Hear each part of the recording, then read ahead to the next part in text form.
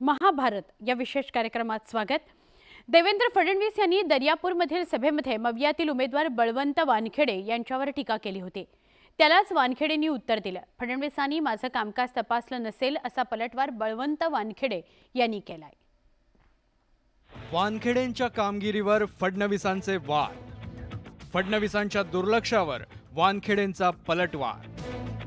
अमरावतीच्या मैदानात राजकारण जोरात, मतदार देणार नेमकी कुणाची साथ?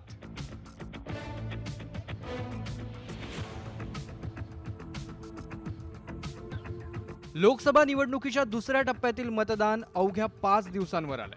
त्यामुळे आता सगळ्याच पक्षांनी दुसऱ्या टप्प्यातील 8 मतदारसंघांवर लक्ष केंद्रित केलंय। या दुसऱ्या टप्प्यात अमरावती मतदारसंघाचाही समावेश आहे। अमरावतीमध्ये सगळेच पक्ष तसंच महायुतीचे बंडखोरही मैदानात उतरल्यानं बहुरंगी लढत होते। असं असलं तरी भाजपच्या नवनीत राणा आणि काँग्रेसचे बळवंत वानखेडे यांच्यात मुख्य लढत होते। त्यामुळे भाजप आणि महायुतीचे दिग्गज नेते काँग्रेसच्या वानखेडेंवर टीका करतायत। शनिवारी उपमुख्यमंत्री देवेंद्र फडणवीस यांनी दर्यापूरच्या सभेत बोलताना वानखेडेंच्या विधानसभेतील उपस्थितीवरच सवाल केला। जे आमदार आहेत ते काँग्रेसचे या ठिकाणी उमेदवार आहेत, त्यांनी काय केलं मला माहिती नाही।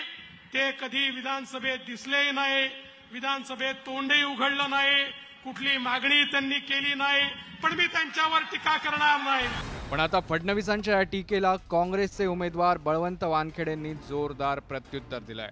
फडणवीसांनी आपलं कामकाजच पाहिलं नसेल असा पलटवार वानखेडेंनी केलाय।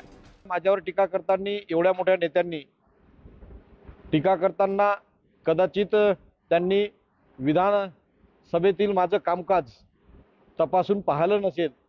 मी किती वेळ प्रश्न विचारले आणि किती वेळ सभागृहात बोललो हे कदाचित त्यांनी रेकॉर्ड तपासलं नसेल। तसेच मी किती दिवस गैरहजर याची हजेरी जर त्यांनी तपासली तर मी अवघ्या 5 वर्षात फक्त 3 दिवस गैरहजर त्यांनी ते रजिस्टर तपासून घ्यावं। अमरावतीत बच्चू कडूंच्या बंडानं आधीच महायुतीत फूट पडल्याचं पाहायला मिळालं, तर वंचितच्या उमेदवारीमुळे महाविकास आघाडीलाही फटका बसण्याची शक्यता आहे। त्यामुळे दोन्ही प्रमुख उमेदवार बंडखोरी आणि मित्रपक्षांमुळे घेरले गेले आहेत। अशातच आता भाजपनं वानखेडेंना लक्ष केल्याचं दिसतंय। त्यामुळे आता मतदार भाजपच्या या रणनीतीवर मतदानातून काय प्रतिक्रिया देतात हे पाहणं महत्त्वाचं ठरेल। Bureau report, news 18 Lokmat.